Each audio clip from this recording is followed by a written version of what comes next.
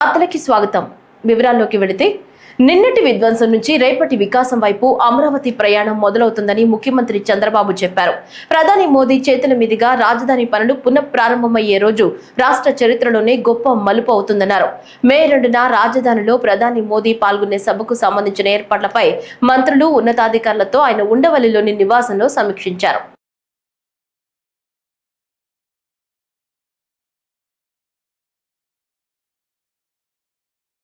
అమరావతి అందరిదని, రాష్ట్రానికి ఆత్మ వంటిదని సీఎం చంద్రబాబు అన్నారు. కూటమి నేతలతో నిర్వహించిన టెలికాన్ఫరెన్స్ లో ఆయన మాట్లాడారు. రాజధాని పునర్నిర్మాణ పనులతో అభివృద్ధికి మళ్లీ ఊపిరి లభించిందన్నారు.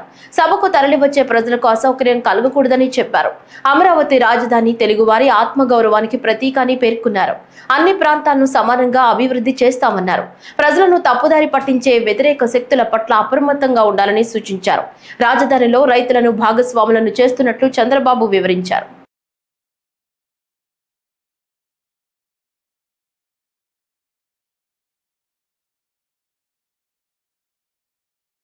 అమరావతి విట్ యూనివర్సిటీలో వి లాంచ్ పాట్ 2025 స్టార్టప్ ఎక్స్పోలో ముఖ్యమంత్రి నారా చంద్రబాబు నాయుడు పాల్గొన్నారు. ఆ వివరాలు చూద్దాం.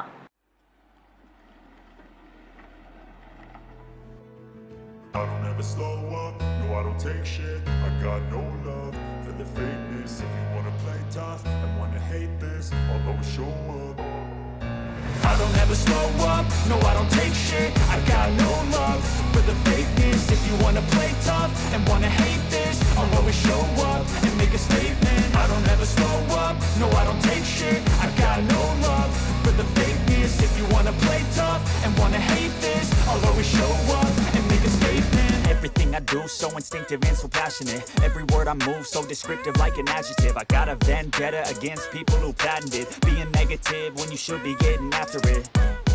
I got facts over tracks, this and that. Spitting slow, spitting fast. I could roast, I could gas. Think I'm okay at last, but I don't know if that can erase all the past. And the pettiness, a reflection of the emptiness. Hilarious, you think you're worth my time, you're delirious. Mysterious, because you hide behind a fake exterior. Inferior, you know I'll always be a bit superior. Get off. ఈ రోజు ఇక్కడికి వచ్చినప్పుడు మీరు ఒక్కసారి చూస్తే విశ్వనాథం గారు ఒక మామూలు వ్యక్తి.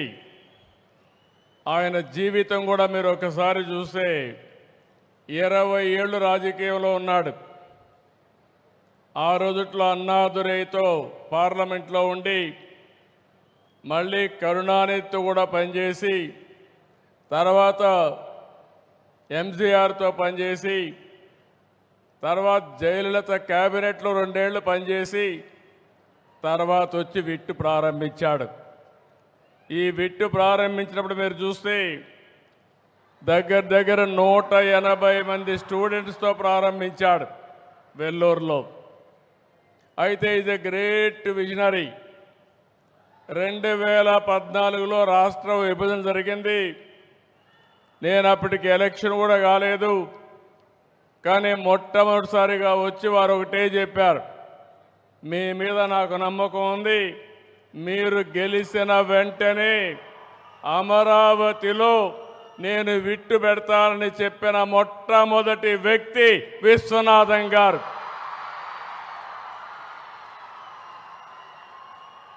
ఆ తర్వాత నేను గెలిచిన వెంటనే ఆయన రమ్మన్నాను.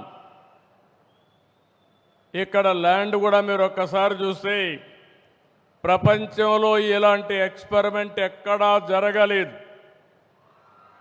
ఒక వ్యక్తి మీద నమ్మకం పెట్టుకొని 29,000 మంది రైతులు 34,000 ఎకరాలు భూమి రాజధానికి ఇచ్చారు.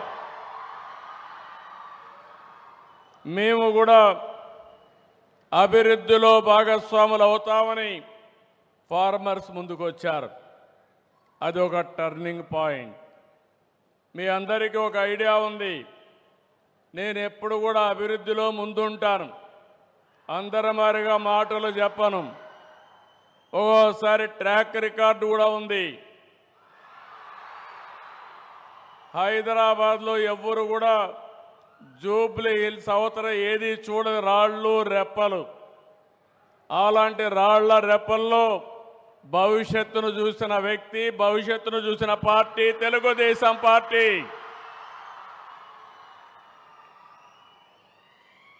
30 సంవత్సరాల కంటే ముందు విజువలైజ్ చేశాం. భవిష్యత్తు ఏ విధంగా ఉంటుందో ఆలోచిస్తే ఆ రోజు నాకు అనిపించింది ఐటీకి భవిష్యత్తు ఉంది, అందిపుచ్చుకోవాలనే ఉద్దేశంతో నేను ఆ రోజు ప్రారంభించాను. కనీసం ఈరోజు ఇక్కడికి వస్తే ఒక విట్ ఉంది, ఒక ఎస్ఆర్ఎం ఉంది, అనేక కాలేజీలు ఉన్నాయి. ఆ రోజు ఇవన్నీ కూడా ఏమీ లేవు. హైదరాబాద్లో ఏ విధంగా టెక్నాలజీ ప్రమోట్ చేయాలని బ్రెయిన్ స్టార్మింగ్ పెడితే ఆ రోజు ఒక ఆలోచన వచ్చింది. ఆ ఆలోచనలో పుట్టిందే హైటెక్ సిటీ. 14 నెలల్లో హైటెక్ సిటీ పూర్తి చేశాం. ఐటీకి ప్రాధాన్యత ఇచ్చాం. ప్రపంచంలో ఉండే కంపెనీస్ అన్నీ తీసుకొచ్చాం. మన తెలుగు వాళ్ళైతే నేను ఒక మాట చెప్తే చూసి రమ్మంటే చూసి రావడమే కాదు, కాల్చి పని చేసుకొని తిరిగి వస్తున్నారు తప్ప ఎక్కడా వెనకబడరు. గుంటూరు మేయర్ ఎన్నికల్లో కూటమి అభ్యర్థిగా పోటీ చేసిన కోవెలమూడి రవీంద్ర గెలుపొందారు. ఈ మేరకు అధికారులు ప్రకటించారు. కాబట్టి మనోహర్ నాయుడు రాజీనామాతో ఖాళీ అయిన మేయర్ పదవికి రాష్ట్ర ఎన్నికల సంఘం ఆదేశాల మేరకు సోమవారం ఎన్నిక నిర్వహించారు. కూటమి తరపున మేయర్ అభ్యర్థిగా కోవెలమూడి రవీంద్ర, వైసీపీ నుంచి అచ్చాల వెంకటరెడ్డి బరిలో నిలిచారు. అధికారులు ఈ రోజు ఎన్నిక నిర్వహించారు. కూటమి అభ్యర్థి కోవెలమూడి రవీంద్ర విజయం సాధించారు.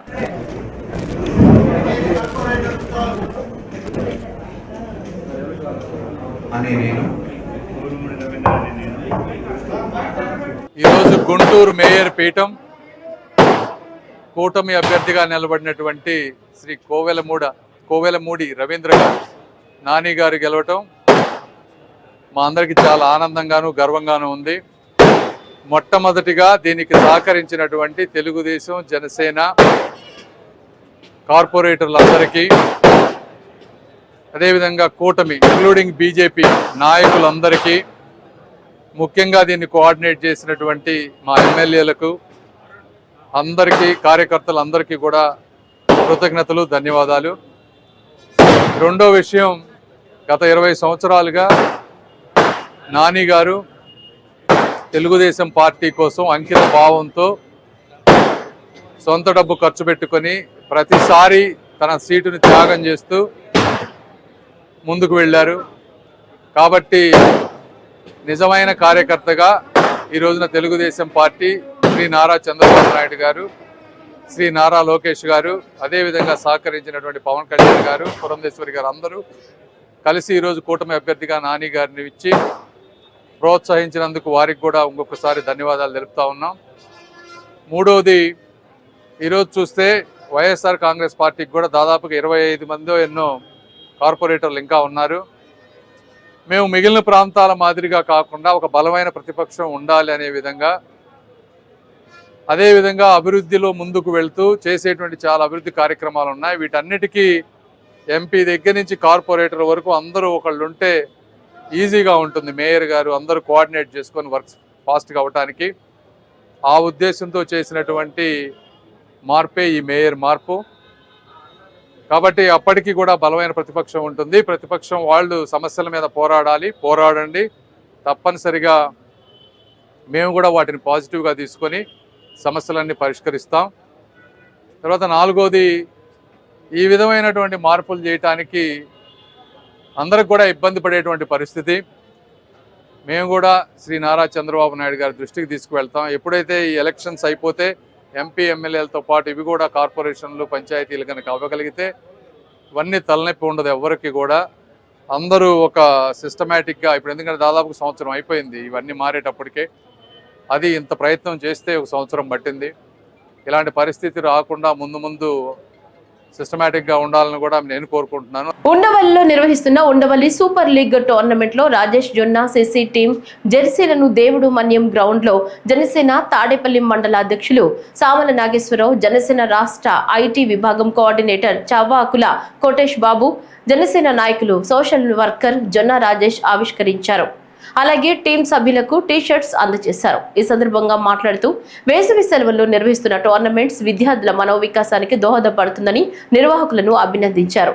రాజేష్ జొన్న CC team captain Sathupati Gopinath మాట్లాడుతూ జొన్న రాజేష్ అన్న నిర్వహించిన తాడేపల్లి సూపర్ లీగ్ లో విన్నర్ గా నిలిచి 40,000 ప్రైజ్ మనీ అందుకున్నామని, అలాగే ఆయన చేసిన ఎన్నో సేవా కార్యక్రమాలు, మెడికల్ క్యాంప్స్, సమ్మర్ క్యాంప్స్ వంటివి నిర్వహించారని, అందుకని తన టీం కి జొన్న రాజేష్ అన్న పేరు పెట్టామని అన్నారు.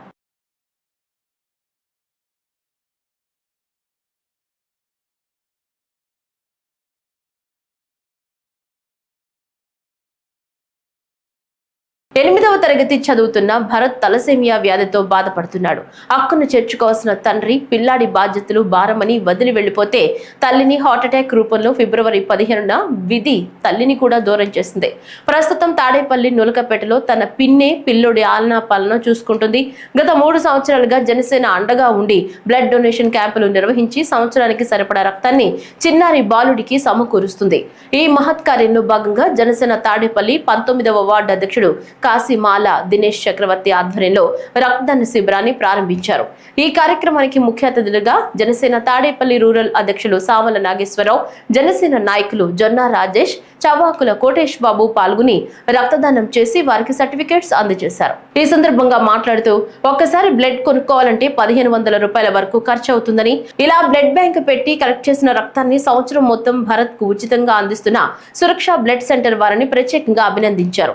AP MSIDC chairman, Janasena Mangalagiri incharge Chillapalli Srinivasarao ఇటువంటి బ్లడ్ బ్యాంక్స్, మెడికల్ క్యాంప్స్ నిర్వహించారని జనశ్రేణులకు సూచించగా, అందులో భాగంగా తాడేపల్లిలో బ్లడ్ బ్యాంక్, ప్రాతూరులో మెడికల్ క్యాంపులను జనశ్రేణులు నిర్వహించాయన్నారు. 40 మంది వరకు ఈ రక్తదాన శిబిరంలో పాల్గొని భరత్ కు అండగా నిలబడ్డారని, సంవత్సరానికి సరిపడా రక్తాన్ని సేకరించినందున శిబిరాన్ని ముగించారని, కావున ఔత్సాహికులు నిరుత్సాహపడవద్దని, వారి కోసం మరొక రక్తదాన శిబిరాన్ని ఏర్పాటు చేస్తామని జొన్న రాజేష్ తెలిపారు. కాకినాడ జిల్లా ప్రముఖ పుణ్యక్షేత్రమైన అన్నవరం శ్రీ వీర వెంకట సత్యనారాయణ స్వామి వారి కళ్యాణం, వ్రతం, దర్శనార్థం ఆంధ్రప్రదేశ్ శాసనసభ డిప్యూటీ స్పీకర్ రఘురామకృష్ణరాజు దంపతులు నేడు సత్యదేవుని సన్నిధికి విచ్చేశారు. ఆయనకు వేద పండితులు, ఆలయ ప్రధాన అర్చకులు, deputy commissioner Venkateswararaju, AEO CH Rammohan Rao, AEO Damira Venkata Krishnarao పూర్ణకుంభంతో స్వాగతం పలికారు.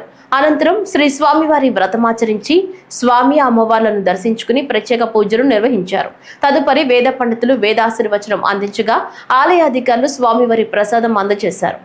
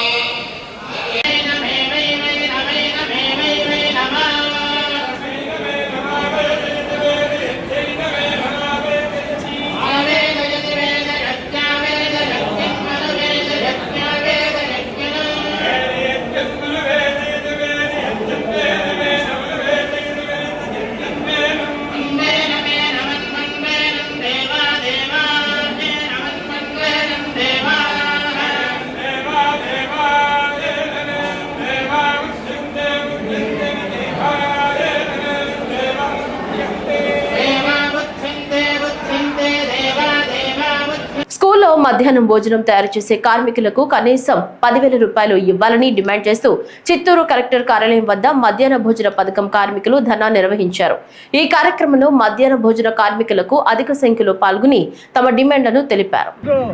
ప్రభుత్వ పాఠశాలలో పేద పిల్లలకు బాగుండాలని చెప్పి, అలాగే స్కూళ్ళల్లో, పల్లెల్లో కూడా నిరక్షరాస్యత పోవాలని చెప్పి, అరాస్యత తరగాలని చెప్పి ఈరోజు దేశవ్యాప్తంగా మధ్యాహ్న భోజన పథకాన్ని అమలు చేస్తూ ఉన్నారు.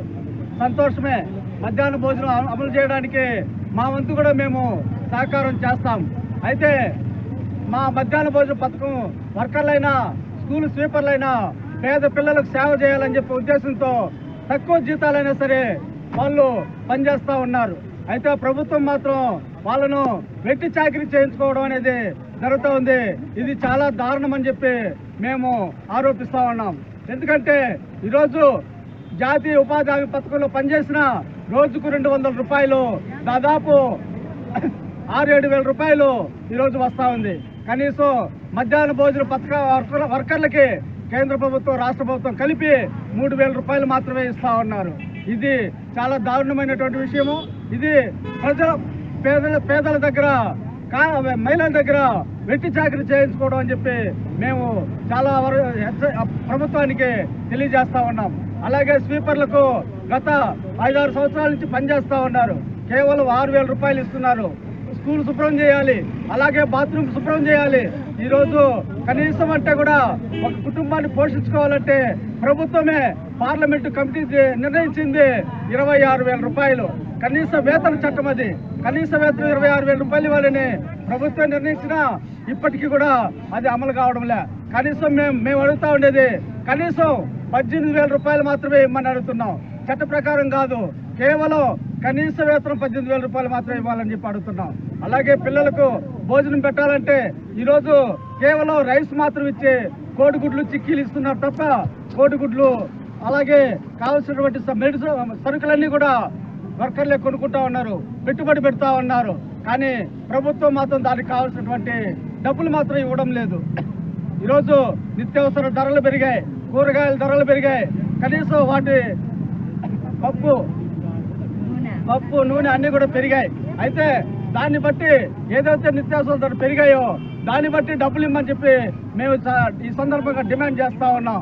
అలాగే గుర్తింపు కార్డులు ఇవ్వాలి. ప్రతి డిపార్ట్మెంట్లోనూ కాంట్రాక్ట్ వర్కర్ అయినా, గౌరవ వేతనం తీసుకునే వాళ్ళైనా ఎవరైనా కానీ ఈరోజు గుర్తింపు కార్డులు అనేది ప్రభుత్వం మంజూరు చేస్తూ ఉంది.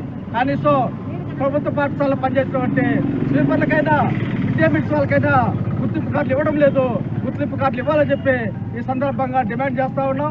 సమాచార కమిషన్లు పూర్తి స్వేచ్ఛ, స్వతంత్రంగా పనిచేసేలా చట్టంలో మార్పులు చేయాలని ప్రజా పరిరక్షణ సమితి రాష్ట్ర ప్రధాన కార్యదర్శి ఏఆర్కే డేవిడ్ కేంద్ర రాష్ట్ర ప్రభుత్వాలను డిమాండ్ చేశారు.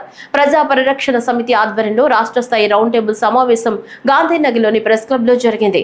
ఈ సమావేశంలో ప్రజా ఉద్యమ సంస్థలు, విద్యార్థి సంఘాల నాయకులు, న్యాయవాదులు, మేధావులు, సమాచార హక్కు చట్టం మద్దతుదారులు పాల్గొన్నారు. ఎన్నో పోరాటాలు ఫలితంగా ఆర్టీఐ చట్టం వచ్చిందని, దేశంలో పాలన పారదర్శకంగా కొనసాగాలంటే ప్రభుత్వానికి ప్రజలకు మధ్య ఎటువంటి దాపరికం ఉండకూడదని ఆయన వ్యాఖ్యానించారు.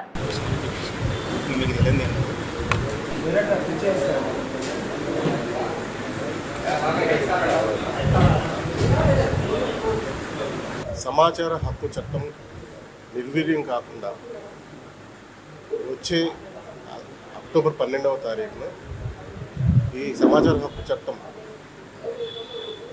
ప్రారంభం మొదలుపెట్టి 20 సంవత్సరాలు కావస్తుంది. కావున దాని మీద పూర్తిగా మా ఐక్య కార్యాచరణ గురించి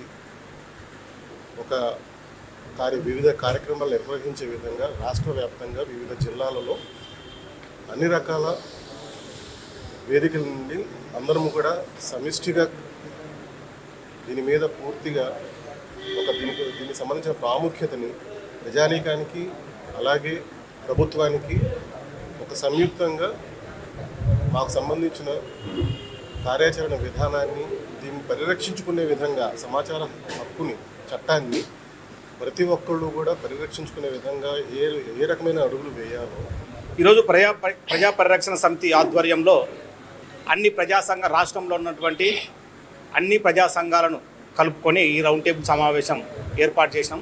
ఈ రౌండ్ టేబుల్ సమావేశం యొక్క ముఖ్య ఉద్దేశం సమాచార హక్కు చట్టం 2005లో ఆరంభమై ఇప్పుడు 2025కు 20 సంవత్సరాలు పూర్తి చేసుకునబోతుంది. అయితే ఈ 20 ఏళ్ల కాల వ్యవధిలో ఈ సమాచార హక్కు చట్టాన్ని ఎంతవరకు ప్రజలకు ఉపయోగపడింది, ఎంతవరకు ప్రభుత్వాలు పారదర్శకంగా ఈ సమాచార హక్కు చట్టం పైన పనిచేసినారు, మళ్ళీ ఎందుకు సమాచార హక్కు చట్టం ఒక వజ్రాయుధంగా ఉన్నదాన్ని నిర్వీర్యపరుస్తూ చట్ట సవరణ 2022లో ఎందుకు చేసినారు అనే అంశాలపైన మేము కులంకషంగా చర్చించుకోవడం జరిగింది. ప్రజాపాలన వ్యవస్థలో పాలన పారదర్శకంగా ఉండాలి అంటే, ప్రతి పౌరుడికి పాలనలో ఏమి జరుగుతుందో తెలియాలి అంటే సమాచార హక్కు చట్టం అనేది చాలా అవసరము. ఆ అవసరతను గుర్తించినటువంటి పాలనా యంత్రాంగం ఏదైతే ఉందో వాళ్ళు చేసే అవినీతిని బయటపడుతుంది, వాళ్ళు చేసే అవినీతి ప్రజలకు తెలుస్తుందనే ఉద్దేశంతో దాన్ని నిర్వీర్యపరచడానికి 2022లో సవరణ పేరుతో తూట్లు పొడచడం జరిగింది. తద్వారా సమాచార హక్కు చట్టాన్ని కోరే ప్రతి పౌరులపైన అక్రమ కేసులు, తర్వాత దాడులు, తప్పుడు సమాచారం ఇవ్వడము. బేడబుడగ జంగం కులాన్ని వర్గీకరణ మునుపటి స్థితిలో ఉన్నట్లే ఎస్సీ జాబితాలో కొనసాగించాలని బేడబుడగ జంగం సంక్షేమ సంఘం అధ్యక్షుడు వనం నాగేశ్వరరావు డిమాండ్ చేశారు. 1950వ సంవత్సరం నుంచి రాజ్యాంగబద్ధంగా ఎస్సీ జాబితాలో కొనసాగుతున్నామని, రాష్ట్ర విభజన తర్వాత కూడా 2023 అక్టోబర్ 10వ తేదీ వరకు కొనసాగినట్లు తెలిపారు. ఎస్సీ వర్గీకరణకు సంబంధం లేకుండా ఇప్పటి వరకు ఎస్సీ జాబితాలోనే కొనసాగిన తమ కులాన్ని ప్రస్తుతం ఆన్లైన్లో నిలుపుదల చేయడం వల్ల తీరని అన్యాయం జరుగుతుందని తెలిపారు. నూతన ఎస్సీ వర్గీకరణ అనంతరం ప్రభుత్వం తమ కులాన్ని గ్రూప్ ఏలో పెట్టి సామాజిక న్యాయం జరిగేలా చూడాలని ప్రభుత్వాన్ని నాగేశ్వరరావు కోరారు. ప్రస్తుతం రాష్ట్ర ప్రభుత్వం వర్గీకరణ ప్రక్రియను ప్రారంభం చేసింది. ఆర్డినెన్స్ తీసుకొచ్చారు. ఏబిసిగా విభజించి గ్రూప్ చేసి ప్రభుత్వ సంక్షేమ ఫలాలు కానీ, అదేవిధంగా కేంద్ర రాష్ట్ర ప్రభుత్వం నుంచి వచ్చే పథకాలు కానీ, ఉద్యోగ నియామకాల్లో కానీ కొనసాగిస్తూ ఉన్నారు. మా కమ్యూనిటీ బేడబుడగ జంగం కమ్యూనిటీ ఆది నుండి 1950 నుండి 2023 10వ నెల వరకు కూడా ఎస్సీ జాబితాలో కొనసాగుతూ వచ్చింది. వర్గీకరణ ఉన్నప్పుడు, వర్గీకరణ లేనప్పుడు కూడా ఎస్సీ జాబితాలో కొనసాగుతూ వచ్చింది.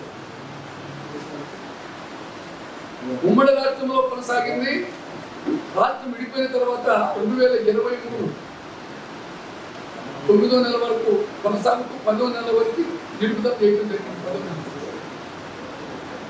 అస్పృశ్యుల్లో అస్పృశ్యులము, అంటరాని వారిలో అంటరానైన ఈ బేడబుడగ జంగం కమ్యూనిటీ తెలంగాణ, ఆంధ్ర, కర్ణాటక, మహారాష్ట్ర, ఢిల్లీలో ఉన్న కమ్యూనిటీ అన్ని రాష్ట్రాల్లో ఎస్సీగానే కొనసాగుతూ ఉంది. ఎస్సీగానే తీసుకుంటున్నారు. ఈ రాష్ట్రంలో ప్రధానంగా వర్గీకరణ జరిగిన తర్వాత ఏ గ్రూప్లో మా కులాన్ని చూపించకపోవటము, మరి మేము అప్లై చేసుకోవడానికి సంక్షేమ ఫలాల్లో ఆన్లైన్లో మా కులం చూపించకపోవటంలో మేము తీరని అన్యాయానికి గురవుతున్నాం. నారా చంద్రబాబు నాయుడు ముఖ్యమంత్రి వర్యులు మాకు మాట ఇచ్చారు ఎలక్షన్ ముందు, మీరు రాగానే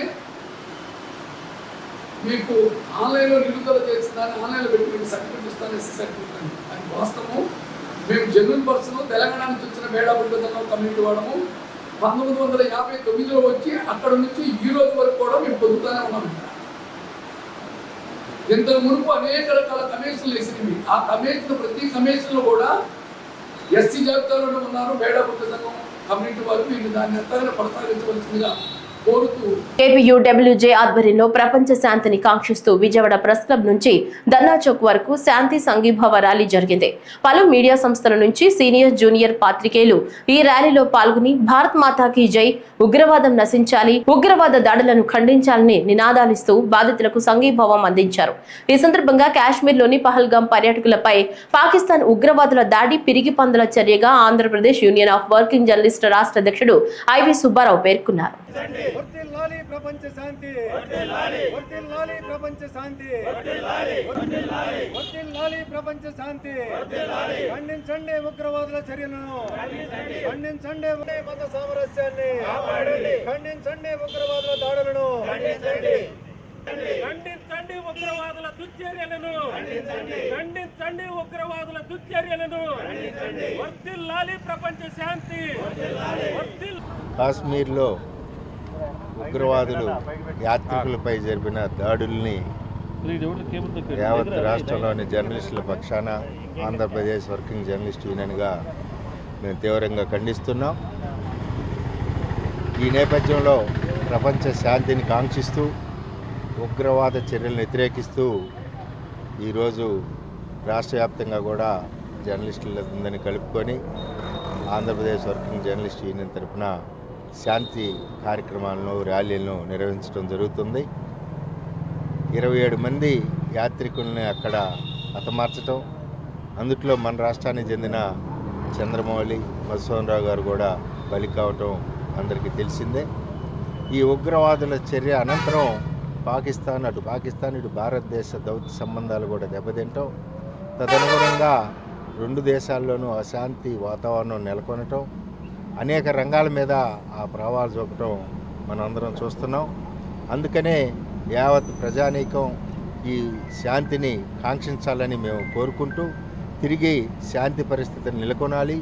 ఉగ్రవాద మోకల్ని వాళ్ళ చర్యలు అంతమయ్యే వరకు ప్రజలు శాంతియుతంగా దాన్ని ఎదుర్కొని వాళ్ళని అనసాల్సిన అవసరం ఉందని తెలియజేస్తూ జర్నలిస్టుల పక్షాన మేము ఈరోజు శాంతి ర్యాలీలు నిర్వహిస్తున్నాం. శాంతమైనటువంటి కాశ్మీర్ లోయలో అల్లకల్లోలం సృష్టించినటువంటి ఉగ్రవాద మూకల్ని తుదముట్టించే కార్యక్రమానికి కేంద్ర ప్రభుత్వం శ్రీకారం చుట్టడం శుభపరిణామం. దేశవ్యాప్తంగా నిరసన ర్యాలీలు జరుగుతూ ఉన్నాయి. పార్టీలతో సంబంధం లేకుండా, ప్రాంతాలతో సంబంధం లేకుండా అక్కడ జరిగినటువంటి ఈ విధ్వంసాన్ని అన్ని స్థాయిల్లో వారు, అన్ని వర్గాల వారు ఖండిస్తూ ఉన్నారు. ఇప్పటికే కేంద్ర రాష్ట్ర ప్రభుత్వాలు ఈ విషయాన్ని సీరియస్గా తీసుకున్నాయి. కేంద్రం అయితే ఇప్పటికే దీనిపైన చర్యలు ఆరంభించింది. రాష్ట్ర ప్రభుత్వం కూడా ఒక పాకిస్తాన్ నుంచి వచ్చినటువంటి వ్యక్తులు ఎవరైతే ఉన్నారో రాష్ట్రంలో వారందరూ కూడా ఒక డెడ్ లైన్ విధించి వెళ్ళిపోవాలని అటు కేంద్రం ఇటు రాష్ట్రం కూడా హెచ్చరికలు జారీ చేసినటువంటి నేపథ్యంలో ఇది శుభపరిణామం. కాదంబరి జత్వానీతో కూటమి ప్రభుత్వం పెట్టించిన తప్పుడు కౌంటర్ కేసు దేశంలో ఒక దుష్ట సంప్రదాయానికి రోల్ మోడల్ గా మిగిలిపోతుందని వైఎస్ఆర్సీపీ లీగల్ సెల్ అధ్యక్షుడు ఎం మనోహర్ రెడ్డి మండిపడ్డారు. తాడేపల్లిలోని ఆ పార్టీ కేంద్ర కార్యాలయంలో మీడియాతో మాట్లాడుతూ అధికార దుర్వినియోగానికి ఈ కేసు పరాకాష్ఠగా మారిందని ఆగ్రహం వ్యక్తం చేశారు. న్యాయస్థానాల్లో మ్యాజిస్ట్రేట్ ముందు ఏనాడు పోలీసులపై ఫిర్యాదు చేయని జత్వానీతో 7 నెలల తర్వాత కూటమి ప్రభుత్వం కావాలని పిలిపించి తప్పుడు ఫిర్యాదు చేయించిందని, దేశంలోనే ఇటువంటి కౌంటర్ కేసు ఇదే మొదటిదన్నారు. ఏప్రిల్ 24, 2024న ఆమె కండిషనల్ బెయిల్ మంజూరైంది. తర్వాత ఆ కండిషనల్ బెయిల్ ప్రకారం 23 రోజుల తర్వాత బెయిల్ వచ్చిన 23 రోజుల తర్వాత మోడిఫికేషన్ జరిగి కండిషన్స్ రిలాక్స్ చేశారు.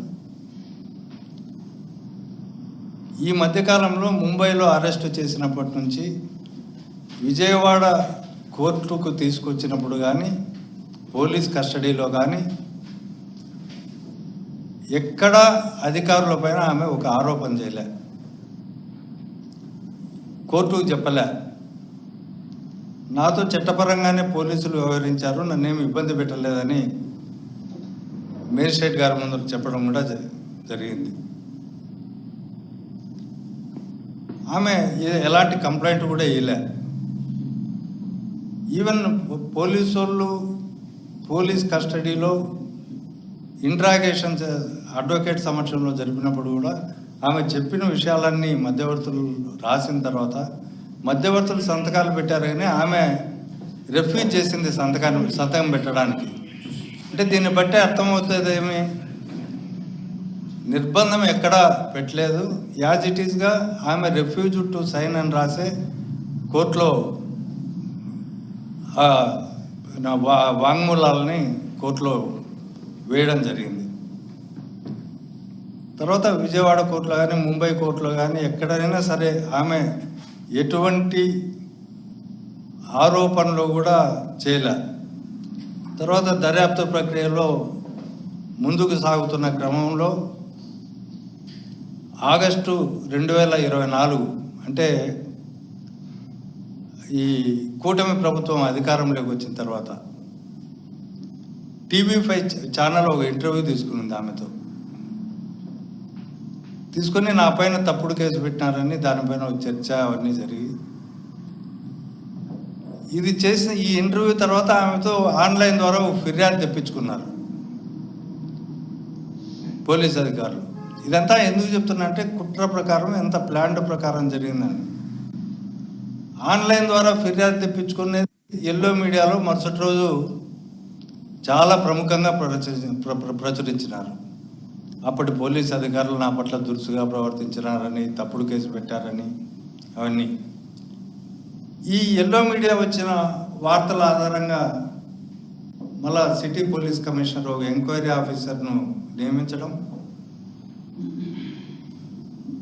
ఆ ఎంక్వైరీ కొనసాగడం, అలాగే సెప్టెంబర్ 5వ తేదీ